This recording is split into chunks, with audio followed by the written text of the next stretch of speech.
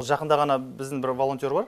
Осы жерден ғана мына видеоға түсіріп, біз YouTube-қа салған болатынбыз. Өйткені біздің бірлестігіміздің бір тағы да бір бағыты қазір мына экология мәселесін көтеру. Яғни шынында да ол енді бірақ мынандай әңгіме болып тұр. Енді қоқыс төгілді, қоқыс көп, қаланың ішінде де, қаланың сыртында, далада, табиғатта, бірақ акимат қайда жинайтын деген сияқты халықтың. Біз енді біздің бір ойымыз, бұны YouTube-қа салып көрсетіп айтып, оның тек қана акимат жинауы тиіс емес. Оны біз бірінші шашпауымыз керек деген жақта әңгіме. Кеше ғана сол біз арызды экология департаменті осы мына Домбытова, Деркул, селекцион осы жерлерді жинағанда осы үшінші арызы соны жолдаған болатынбыз. Енді мына жерде мынандай момент айтып өту керек. Тұрғындардың өзінің экологиялық мәдениетін көтеру. Мәдениет қалыптастыру, бірақ та тиісті уәкілетті органдар жұмыс жасату. Өйткені экология департаментіне арыз жіберсек, олар бізбен хабарласқанда біздің жұмысты неге көбейтесіңдер дейді.